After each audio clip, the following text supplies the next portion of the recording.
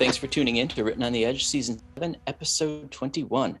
I'm Van Sebastian here with my co-host, S.A. Baz Collins. Hello, he says in his NPR voice. Nice. Well, we're really glad you're here with us. On today's show, Stephen Graham King joins us to discuss his novels and queer futurism. And then we'll follow that with our review of The Staircase, and Baz and I will share what's held our attention this week. So if you like what we're doing, support us on Patreon, hit our merch store.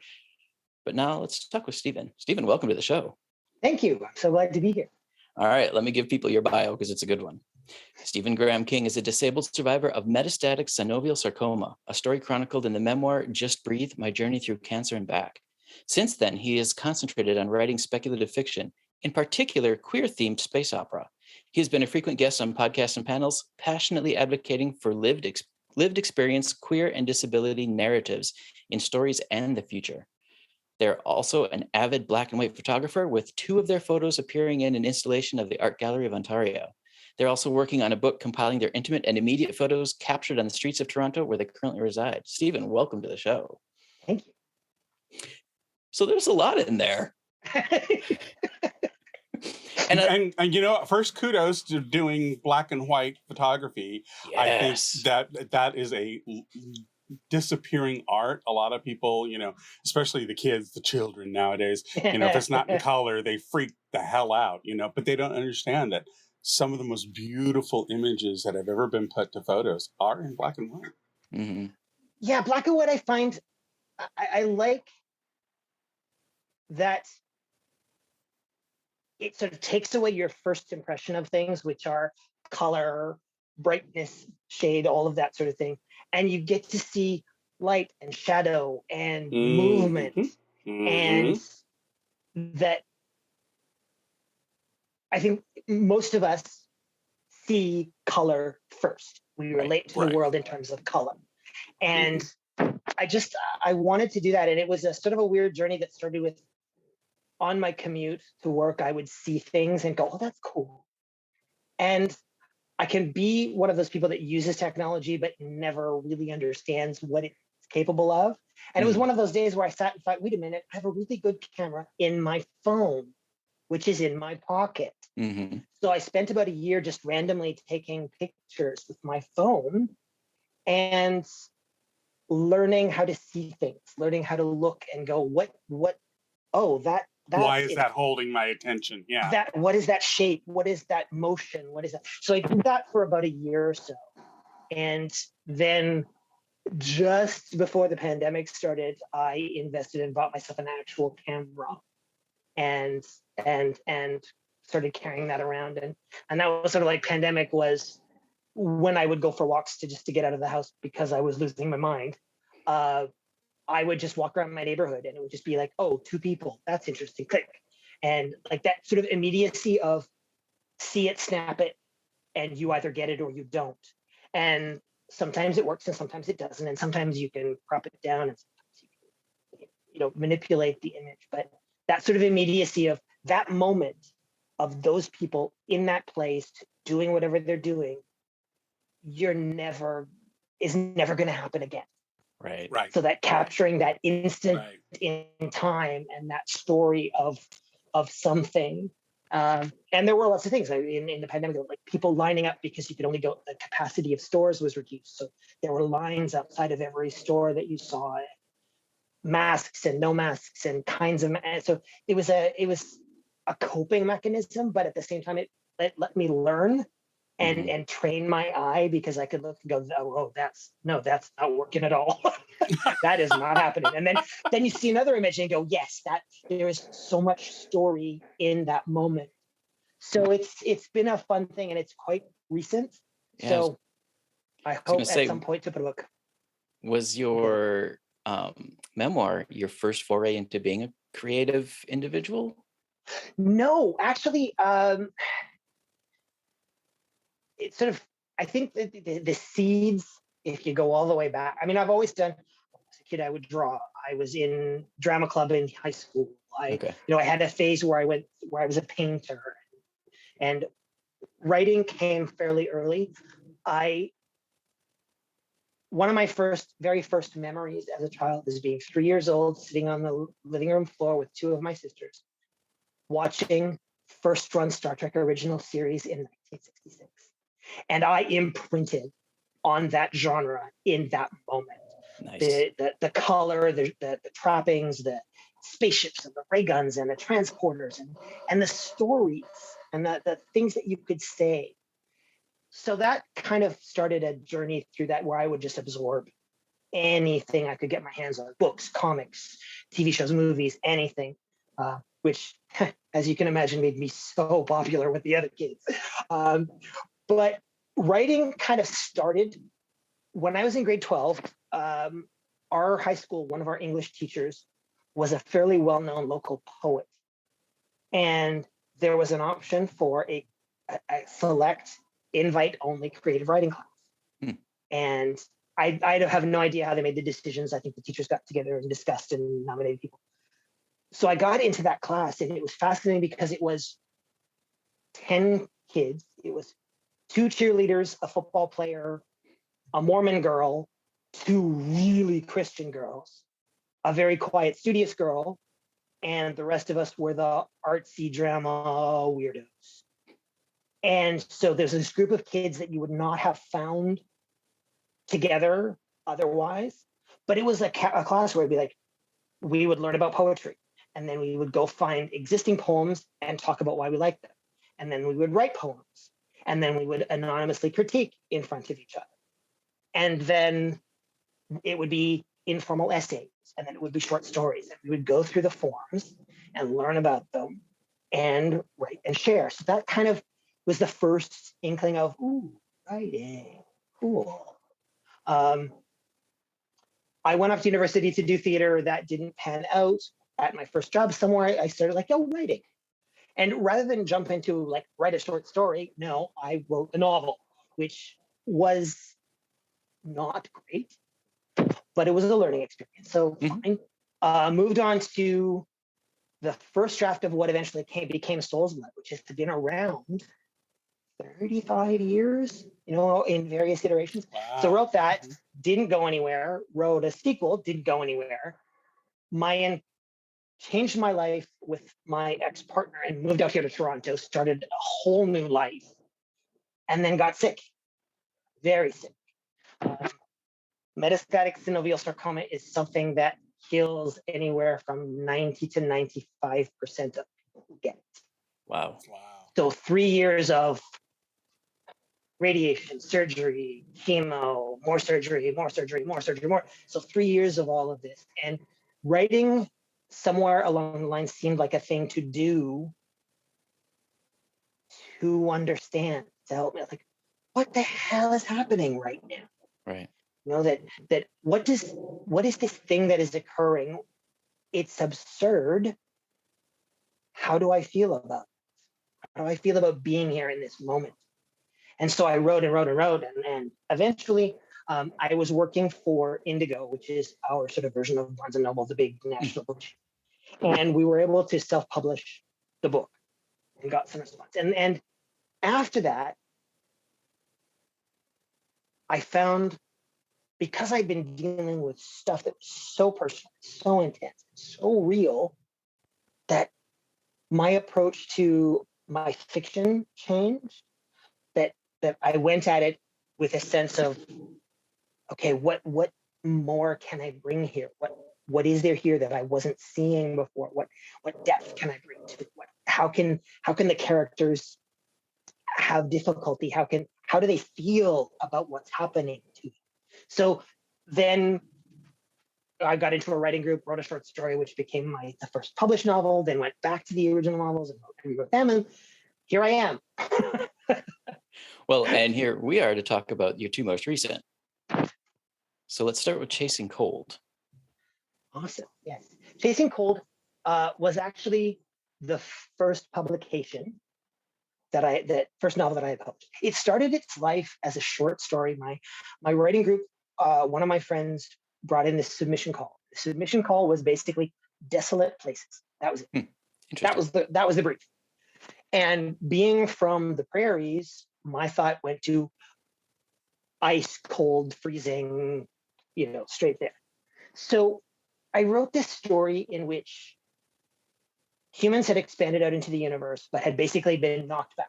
The great civilization had been destroyed. People only lived in these small, isolated communities, in these really awful places that were challenging to live in. And I wrote a story about a guy whose job it was to drive out on his sled from the home base out to the transmitter to collect messages and information from people and bring them back and distribute them. So it was a meditation on how, even in the most isolating conditions, people found a way to stay connected. Mm-hmm. They would send each other letters, they would send each other stories, they would send each other files that they may not have. So there was that, even when you would think people would not be connected, they found a way to. Right. Sent that off. The publisher of the anthology bought it. Yay. My friend Suzanne, who was one of my biggest writing mentors, looked at me and said, "That's not a story. That's the first chapter of a novel. Now go write it." Like, okay. But then in writing the novel, it became a very different story about, if you live in a world where people are born, live, and die same place, amongst the same group of people, and never leave, what happens when you leave? What happens to a person who is presented with an opportunity and decides to take it? What happens to the community? How do they react to him? What is his response? What does he see? The things that he might see when he's never experienced it. And unconsciously, what I had done is science fictionified my own life, because that's what I did when I left Saskatchewan and moved to Toronto. It was an opportunity that was never going to come again. Mm-hmm. And I left family, I left friends, I left the place I'd lived for 35 years, and just was like, I'm in a city I don't know, and I don't know anybody except this person that I'm living with, and okay. And that was sort of the underpinnings. It was like one of those light bulb moments where you go, oh, I didn't realize when I was doing that that's what I was doing, but that's what I was doing. Wow. Yeah. And then inquired of the publisher who had published the short story, and he said, sure, send it along. And then he bought it. So Nice. that was my first actual novel publication. And that after that, it was like, I don't know what to write now. Wait a minute, I have 2 fully finished novels that I could go back and bring back to life. And that eventually became the now 4 books of the Maverick Heart cycle. All right, so let's move on and talk about that, because you just recently released book 4, correct? Yes, book 4. Ghost Like Bird. Yep. Is book 4. This sounds so silly, but I love telling the story that I had a dream. I dreamt a scene between 2 men. I knew exactly the scene where they were, the place they were, big marble patio, gorgeous pool, statues. And the 2 of them had history. They had been together when they were younger. Something had happened. They'd split up and gone their separate ways. And now the one of them had called the other and said, I need your help. And that was it. And that expanded and became the first book, Soul's Blood. I was writing, as I said, late 80s, 90s, right around the time of that explosion of queer indie cinema. Mm-hmm. So I was surrounded by queer people telling their own stories in their own ways, which was so exciting.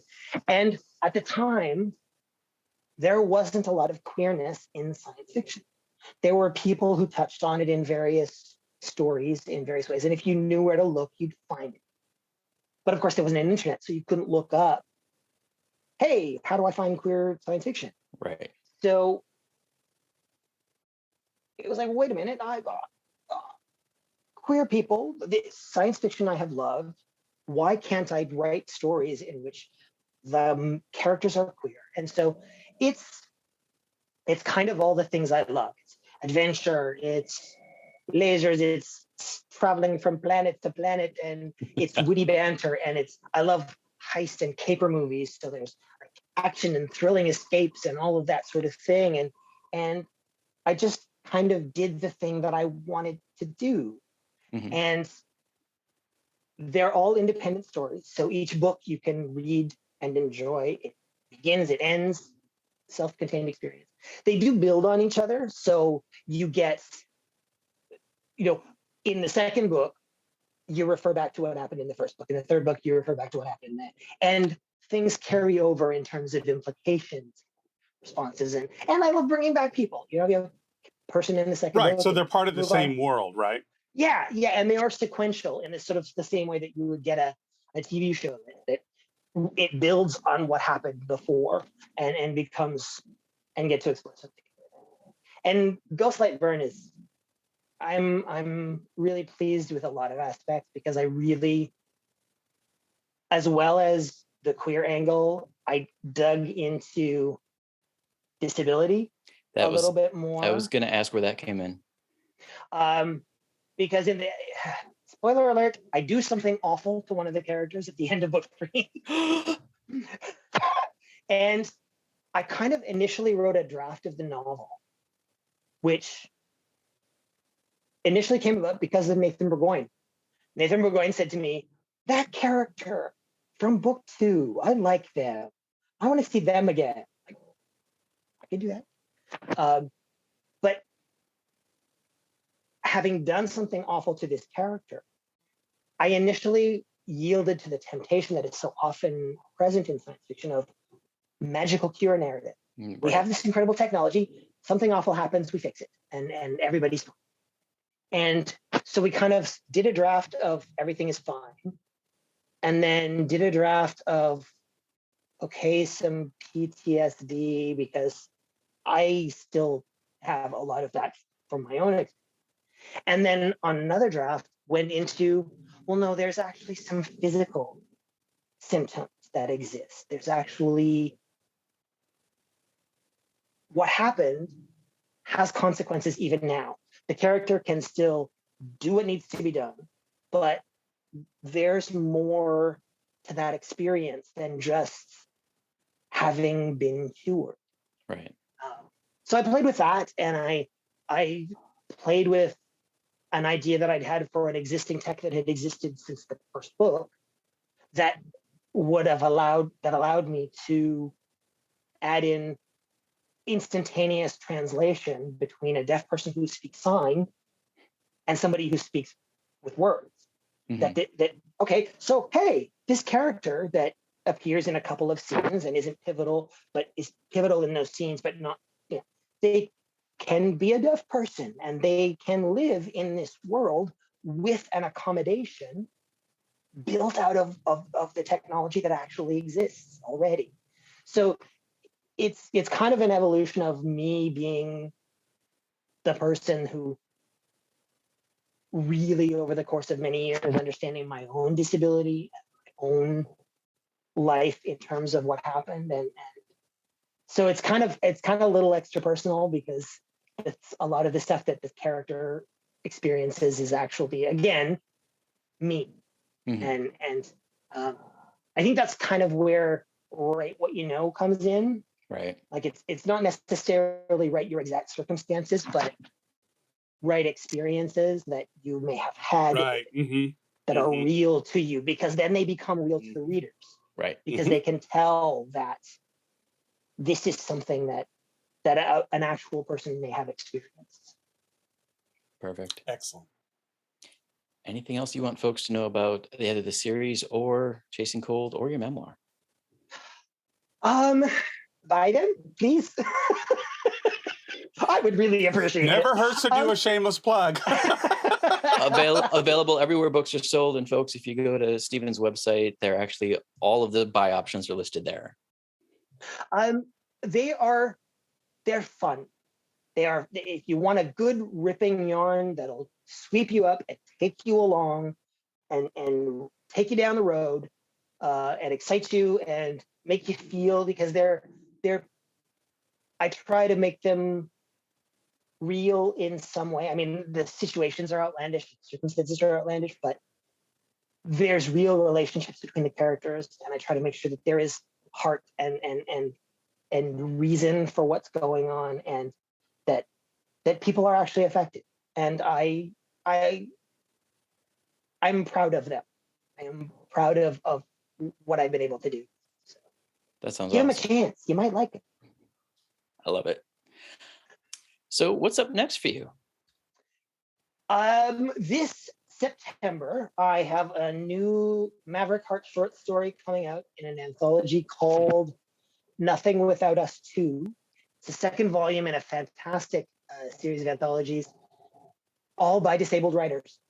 So Wow. various disabilities of different kinds. So I wrote a little story because there are a few characters who have varying types of disabilities in the Maverick Heart and I wanted to write a story about someone at that moment when their life has changed. And these people from my books stepping up and saying, look, this is it. This is this, and being there, the way that people were there for me when it was my turn. That we're able to sort of go, look, this is what's going on. This is the experience. You'll get there. So I just wrote this little piece and sent it off, and they accepted it. So that's coming in September. I am working on the next Maverick Heart book. As much as I can, the pandemic has not been kind to my writing ability.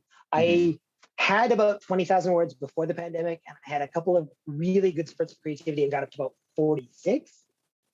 And then it's been up and down. I mean, you know how it is, being stuck in your house and working from home, and I live by myself, so you know. Right. So I'm finally getting back to it. I figured out what wasn't working, and now I know what I need to do to fix that. It is called The Infinite Heist. So yeah, I'm plugging away at that and hoping that I can get that in shape to submit and hopefully get that out soon in publication terms, which is usually like a year and a half, 2 years. Right. But in writer's time. in writer's time, yes. Yeah. So if there is more coming, there is another book coming. I just got to do the work, and we'll get there. All right. Where is the best place for people to connect with you, follow what you're doing, and get announcements for these releases? I would say try stephenking.com is my website. All my social media is there, my Twitter, my Instagram, my Facebook, my online gallery. There's a link there to all the photography as well. You can see what's coming, what I've been talking about, what I've been thinking about. There's a collection of essays that I've written for various places. I've written about disability and about loss and about various things for different blogs. So there's more there, and you can use it as a jumping off point to find whatever social media of your choice you want to follow on, because I'm fairly diverse and put things all over all of them. So nice. So you can find me all over the place. Stephen Graham King. Put the quotes around it, and you will find. Nice. Yeah. There's another Stephen King you kind of have to watch out for. Yeah, exactly. Yes. I had to lay down the law to people at one point and go, look, no more jokes. I have heard them all. Yep. I know you think you've got something original. You don't. Right. No, baby, you are the original, okay? There you go. I said it here. All right. Breaking news. Any final words of wisdom? For writers, I would say write the thing that you think is missing from the world. Write the thing that you think that only you can write. If people will tell you you will only be a writer if, and they'll give you a prescripted type of form that you need to write every day, or you need to have an office, or you need to write at home, or you need to do this.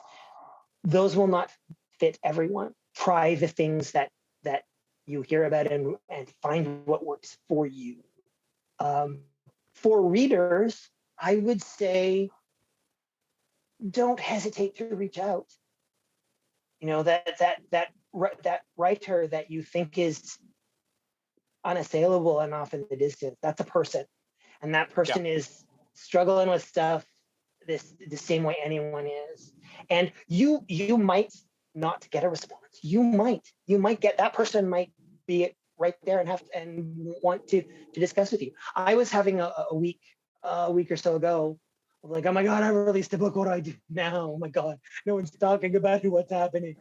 And somebody tweeted about it and tagged me, and it was somebody from New Zealand. Nice. And so this person around the world had found my book and said, I just read the most recent one. This whole series is really good. And I sort of said, thank you so much. And we tweeted back a couple of times about various things. And it was everything, because writing, you're probably not going to make $1 million unless you're Daniel Steele or one of those people. I know for me, what the thing that excites me is knowing that somebody read it and connected to it. They enjoyed it. They had fun. Something spoke to them. Something made them want to read more. So that's the thing. It's like, I just like knowing that somebody somewhere dug the thing that I did and got what I was aiming for. So don't be afraid. Reach out. Send it. Tag them in a social media post. If email them, whatever. Because writing is a very solitary thing that you do by yourself. It tend to exist in a vacuum. And that response and knowing what people are feeling in connection to your work is so important. So it is. It is. Beautiful. So don't be afraid to say hi, Right. Writing's a lonely craft. Writing is a lonely craft. So much so. All right, folks, we'd like to extend a huge thank you to Stephen Graham King for being with us. Stephen, thank you so much. Thank you for having me. I had a wonderful time. Our pleasure. All right. Pick up your copy of Ghostlight Burn or any one of Stephen's books. Enjoy your space opera read, and check back after the break for our review of The Staircase. We'll talk to you all soon. Bye-bye.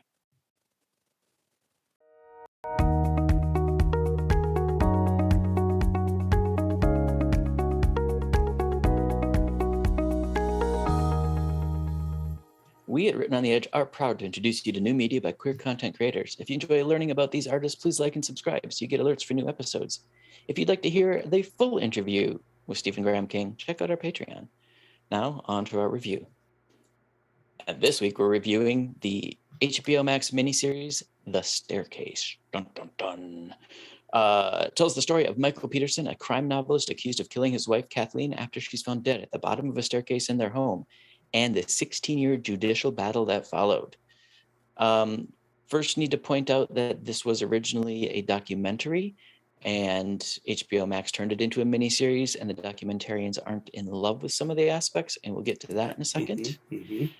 But and they're even kind of featured in the story. They are, because in episode 2, he agrees to let them make it, and so you get to meet the documentarians as they start to record his story. So far, my husband and I are through episode 2. We tried to get through 4, but couldn't because the husband needed to take a day's break between episodes. And let me explain why. That has to do with the sensitivity warning I'm also going to give, in that this is HBO Max. There is no big network requirements of what can and can't be shown. So they can show you as much as they want for as long as they want. In the first episode, you see her dead at the bottom of the stairs for an extremely long period of time, and it's graphic, and the police look at it from multiple angles. Episode 2, the defense is trying to build their case, so they show their version of the accident. Again, it's graphic. It's hard to look at. It's hard to watch. And I tried to figure out why the husband needed some time between episodes.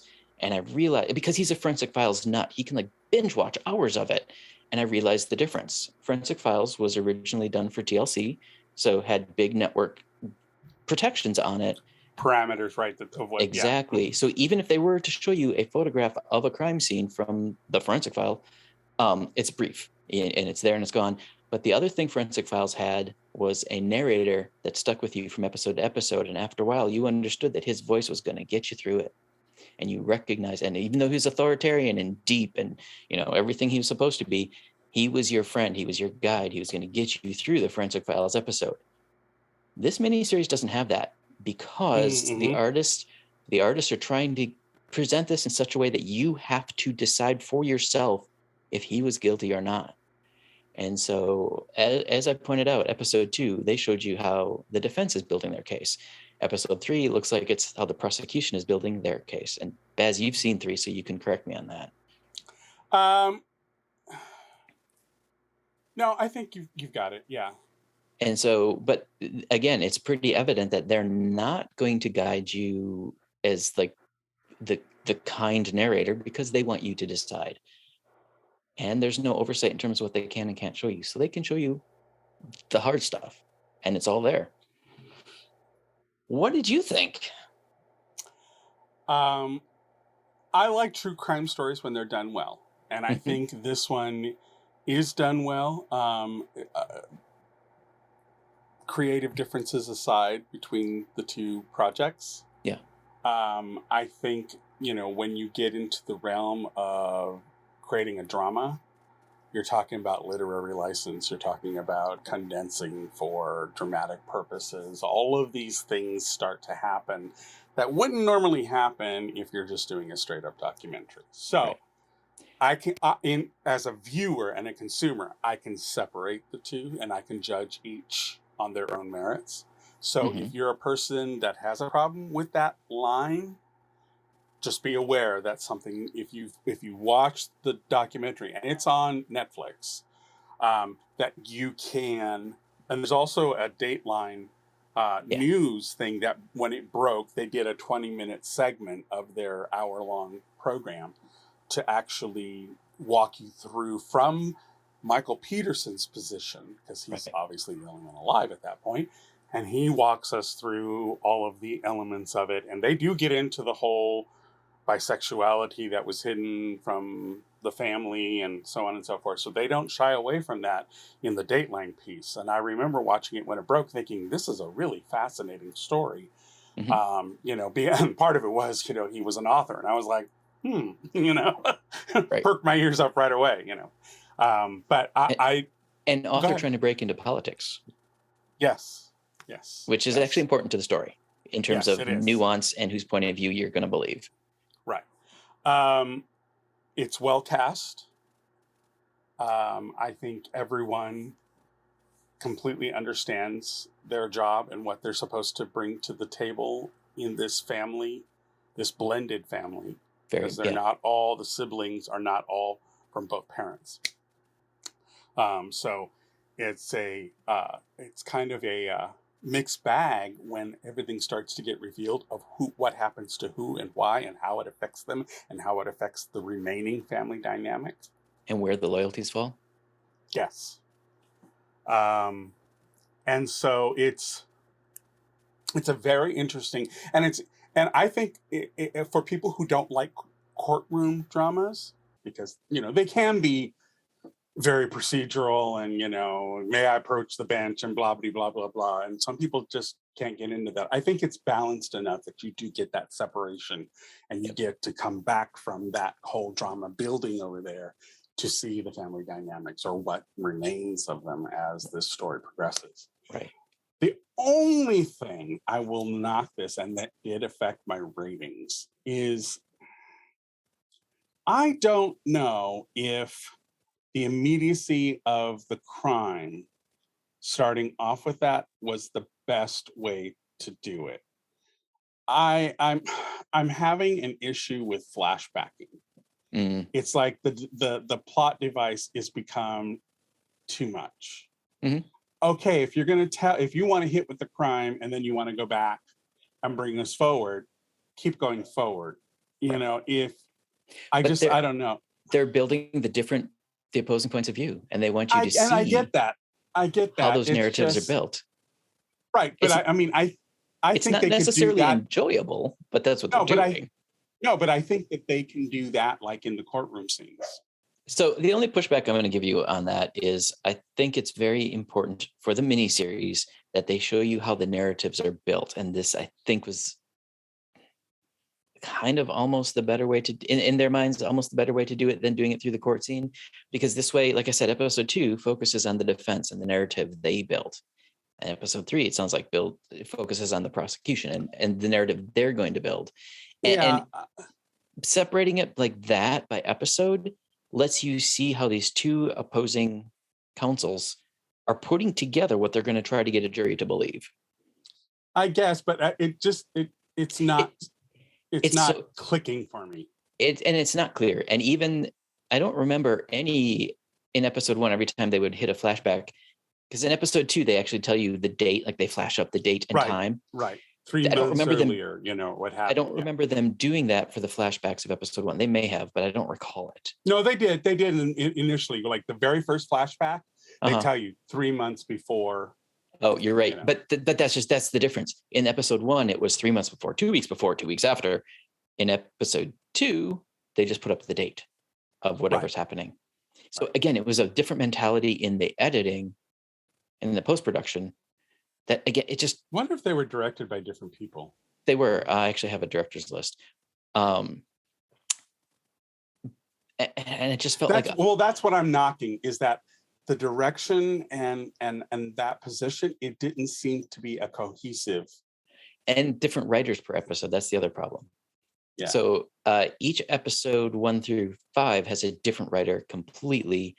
Episodes 1 through 4 have the same director, and then episode 5 has a different director.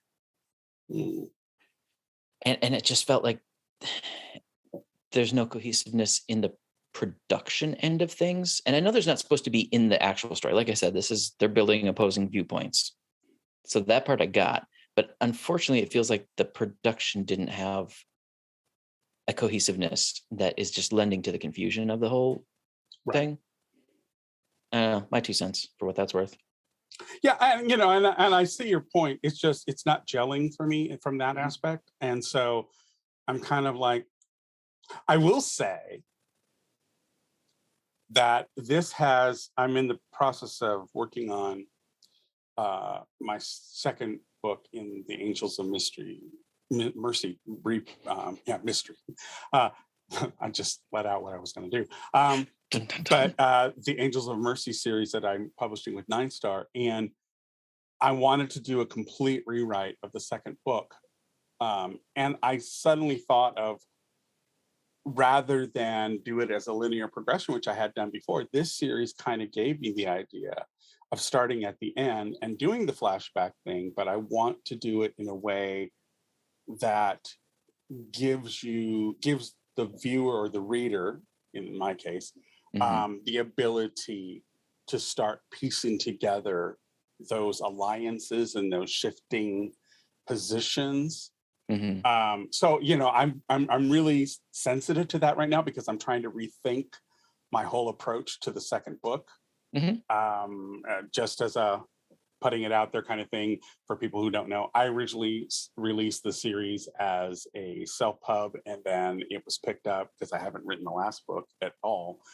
It was picked up by 9 Star Press. So I'm repackaged them, and now is the time to really focus on what did I do before and whether or not it worked. So this series actually gave me some of that to really mental floss on and go. And I think that the part that's not gelling for me is my storytelling. Kind of like, I'm like, okay, I don't know if I would have done it that, you know what I mean? It's taking me out of the story, because I'm thinking of it from a writer's perspective, and that says to me some of the writing is not working. Right. So. Right. Well, on that note, should we give our ratings? Yeah, go for it. Well, first, I'd like to kind of explain what the numbers mean to me, and it's only to me, and I get that. But I had someone send me a direct message telling me I was wrong about something. And yeah, and it's fine, because it's art. All of this is art, and art is highly subjective. So this is what the numbers mean to me. If I gave it a rating of 1, that means I turned it off. If I gave it a rating of 2, I finished it, but my attention wandered. 3 means I mostly enjoyed it, but I have a couple criticisms. 4 is so good I fell into the story without noticing particulars, which is usually where I fall on well-told stories. I only give a 5 if it's so outstanding and engaging that it leads me to believe it was unexpected and great. So for a really good film, where you didn't notice the production because it was so well hidden and you just fell into the story, I'm only giving it a 4. 5 is the stuff that knocks my socks off. That's what the numbers mean to me anyway. And I think it's important to reiterate that. So with that in mind, overall production, this one, I give it a 4. I did, for the most part, enjoy it a great deal. It wasn't knock my socks off good, but it was better than me looking at my phone. Script screenplay, I think with you, I'm on this one, it's about a 3. There were inconsistencies internally, and I'm not even comparing it historically. Internally, there were inconsistencies that pulled me out of the story. Sound lighting score, give it a 4. It was fine. It was exactly what it needed to be. I think it was documentary style. Yeah, well, it was documentary style enough, so the darkness was really dark and there were shadows and it was atmospheric. Art direction costuming, again, gave it a 4. It's stuck in a time period, 2012-ish. So there's only so much you can do with that. Casting, 5. I do believe this cast knocked it out of the water. One of the criticisms that the original documentarians have of the series is that the series portrays Michael Peterson as in a little too kind of a light. And I think Colin actually is damping that down and making him a little unlikable, which is for the primary character in a series, that's takes some acting. Directing, 4. Like I said, it felt like there were some inconsistencies. Queer themes presented, I only gave it a 3, and only because there's only one queer theme presented, and that is the fact that the main character is bisexual and hid it from his family. He told people his wife knew, but we never got her perspective on that. She died. But that's it. That's the only thing. So a 3, which is not bad in this case, but that's not really what the series was about. So my personal overall rating came in at a 4. Okay. Well, here's mine. And I want to explain, when people hear personal overall and overall, what we mean by that is Vance and I look at the overall quality of the production. And that's what overall, Should we just start saying production quality in that first one? Yeah, I mean, it is, but I'm just explaining to people, we've been using overall production. That's what the idea is that it's a really objective point of view of what are we looking at, as a package, what are we looking at? When we get to the end, our personal, that has an emotive quotient that we apply, saying out of all of that, this is where we land at a final summation. So just want to explain that to people, that's what why you get overall twice. The first one's an objective, just it is what it is. The last one is after we talk about all those subsequent categories, what did it make us feel like? What was the final summation of all of that? So that's why we break everything out and why we rate them separately, because we want you to see the points where we say, well, this could have been better or that could have been better, kind of thing. So with that in mind, my overall is a 5. I think it is beautifully done. I think the atmosphere is spot on. I think it does everything it's supposed to do. The script and screenplay, I'm going to do, like you, a 3. It's not that the writing's bad, but it's just, you can feel it's missing something, and it does knock you out. So sound lighting score, 4. I agree with you. It's, it is what it is. It does what it's supposed to do. It doesn't take you out, so they don't throw in a completely modern song that has nothing to do with what's going on or the time period. So, it did what it's supposed to do. Art direction and costuming, I think that the art direction is spot on. They did everything really well. And even when you talk about the crime itself, that's a lot of technique, because they did a really good job, because I remember the Dateline piece, and they actually had the photos from the actual crime. And so you could see where the blood was on the staircase and everything.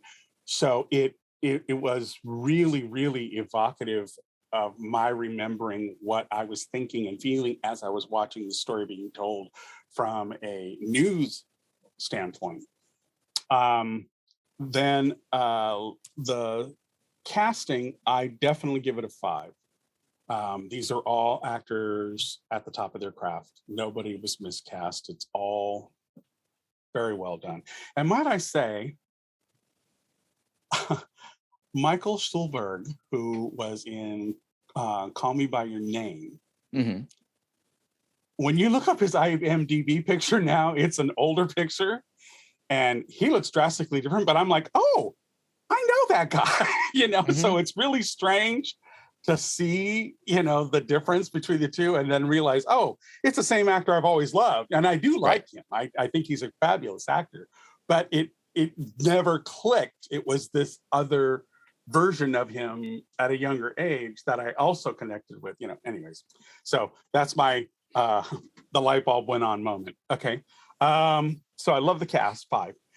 Directing, I'm going to say 3.5, because it was even if you say the first 4 were the same director, It still felt internally inconsistent in terms of yeah, style. yeah, it looked like there was not some real full thought. It was just like, let's plug along and give it the good old college try kind of thing, and that part of it kind of bothered me.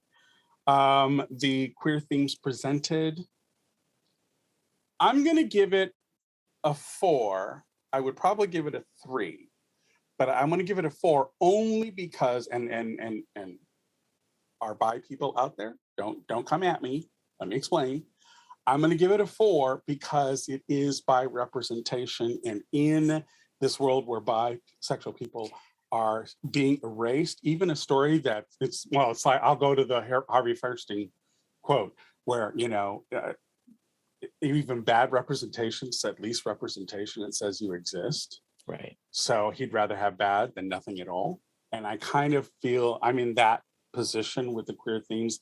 I think it's important to have that character. Do I think, here we have a troubled bisexual person going through this kind of scenario, and is that a good thing? No, of course not. But it's a crime story, so it's not like everybody's going to skip and hold hands into the sunset in the end. That's not what this is about. So I'm going to give it a 4 only because it is showing bisexuality up front and center, and it is pivotal in the story. So my overall, I'm going to say it's a 4. That's it for me. Yeah. Oh, and by the way, Patrick Schwarzenegger, can we just take a moment? You see the name, I swear to God, I'm like watching, and then you see the credits of the people's names going by, and I happened to slightly look away when his name went by, and I'm like, what? Mm-hmm. And the thing is, I've seen Patrick Schwarzenegger in other things. I just never knew he was a Schwarzenegger. That's funny. So yeah, there's that.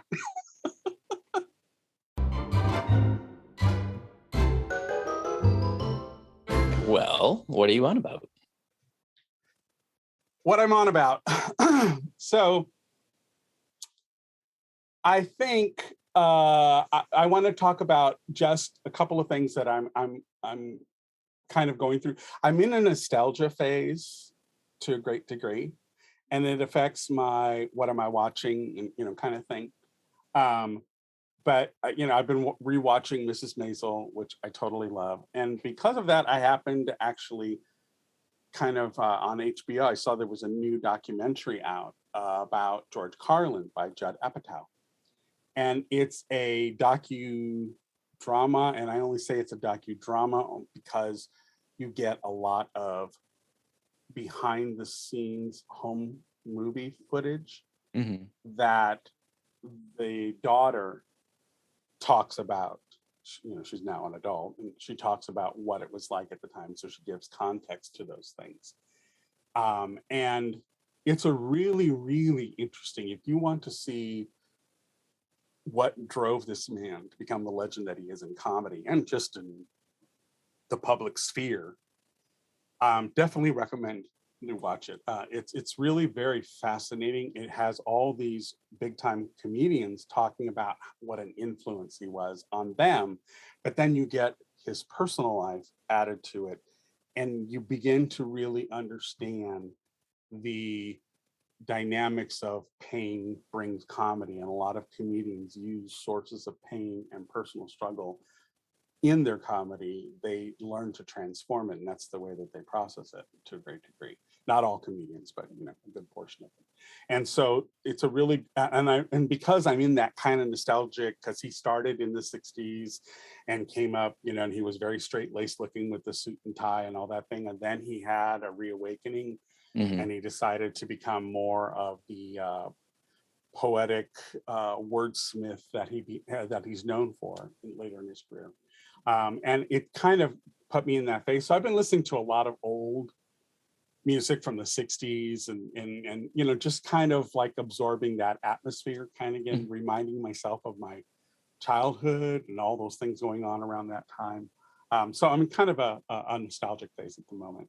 And the other thing I want to talk about that I'm watching, there is a wonderful, if any of you are out there kind of wanting to see other perspectives of the Ukraine and Russia conflict, but don't necessarily want to be bogged down with the horror of it all, there is a wonderful Estonian soldier. And this is someone who I wouldn't normally watch, but I've come to really appreciate his sense of humor about war. He is an Estonian soldier. I don't think he's active now. I think he's in reserves. But anyways, he does an analysis of other military things going on. And right now, the Ukraine war is the one that he's covering. And the way he presents it is hysterical in that he just has this really wry Estonian sense of humor that I've come to identify that it's just amazing when he talks about these things that are going on in the war, and he shows videos of some of the things that are happening, and he explains to you from a soldier's position what it's like having to go through those exercises or being in combat in those kinds of situations. And because Estonia was a former Soviet republic, he's got a real position to talk about these things because his people were under a Soviet regime for a number of decades. So it's really interesting, but he does it with a really wry sense of humor. And in fact, if you subscribe, his name is Artur Rehai, and it's Rehi, Autur. So there's no H, it's Artur. And he is just hysterical in that if you're a patron of him, or if you belong to his patron subscriptions, and you sign in at a certain level, he will butcher your name as a thank you.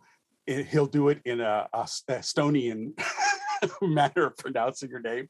Nice. And it is hysterical. He does, so he puts this real Estonian thing on it. And my husband and I enjoy watching him because he gets a real kick out of certain scenarios and stuff. And he just has this unique sense of humor that just, war's not pretty, no matter how you slice it. But, he does put a little bit of levity in it. So you learn stuff, but at the same time, you just can't help but appreciate a sense of humor about it all. So that's awesome. A shout out to Artur Rehai. Okay. And I probably butchered that pronunciation too, because I don't think he's ever said his last name on the show. But anyway, so YouTube channel, check him out. And then, have you observed anything new other than the staircase that we just talked about? Secondhand new, in that I don't necessarily watch the TikTok. I sort of started veering away from it when the whole it's hosted in China and they're going to steal your information. And I was like, okay, I'm done. My husband continues to watch it pretty regularly as a time filler, and we've been dealing with a lot of family, so there's a lot of time to fill in weird ways. And he found out that Robert Irwin, Steve Irwin's son, just started a TikTok channel where he's highlighting the zoo where he works. And so my husband is having a very fun time showing me all the animals. Nieces and nephews are also being shown all the animals. Other than that, cool. I put together a 1980s running list because I can finally get back out and start running again. Oh, there you go. There you go. That's something new. All right. So I'm all for the nostalgia point of it, I mean, and I'm not knocking the children, but you know what? There's something to be said for 99 Luft balloons. Yeah, right. I just look at these kids and go, yeah, that's not music. You're just cutting and pasting digital sound bites. My favorite are the people who point out where the new music has stolen their tunes from, in that it's resampled music from earlier decades. Yep. So, who won your week? Who won the week for me? I'm gonna say the cast and crew of Star Trek: Strange New Worlds. I am really loving this incarnation. The Ghosts of Illyria episode? Huh? The Ghost of Illyria episode? Yeah. We're finding out things about Una that we didn't know, but because obviously she played was by only Rebecca in the Romaine. pilot episode. Yeah. And originally was played by Majel Barrett, Eugene Roddenberry's wife. Yep. And you only saw her in the pilot episode, which they repackaged as the Mirage Point 1 and 2, parts 1 and 2. And so you only get her in that role from that point in time. So it's now nice to see the character actually fleshed out and given some background. Yeah. And that I find fascinating. I'm also getting a touch of, is she queer? So I'm getting some of that out of this. It's a very, very interesting, but I love the fact that it has that original series feel. Yeah, it does, very much so. And so for them, they make me feel good because they make me feel like a kid again when I'm watching this. And Ethan Peck's portrayal of Spock is making me fall in love with Spock all over again.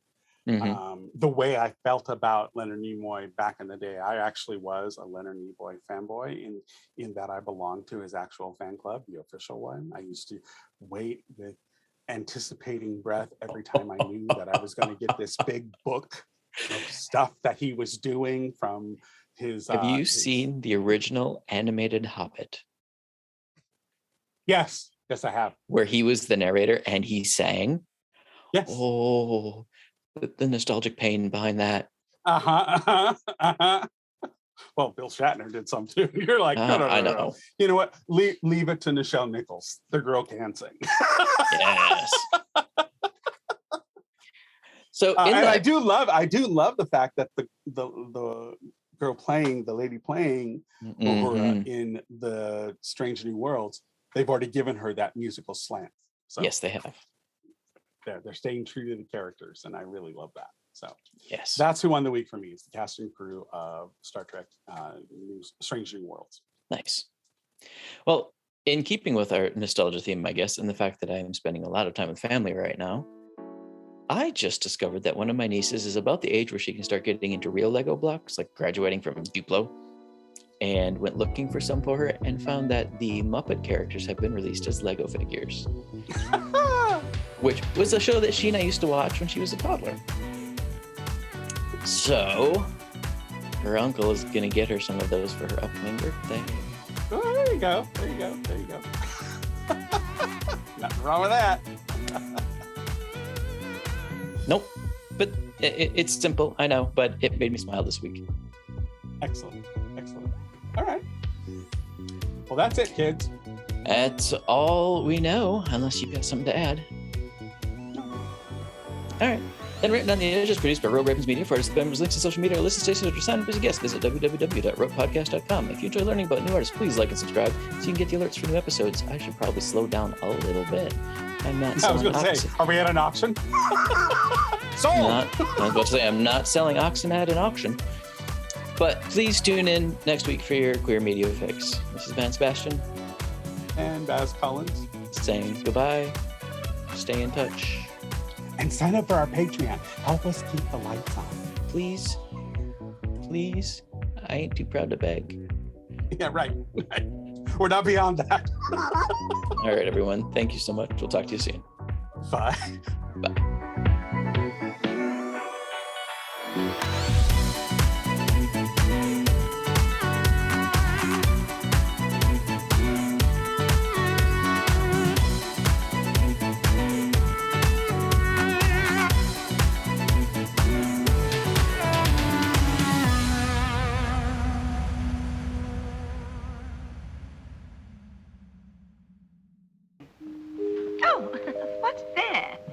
Closing time. The bums rush in melody, dear.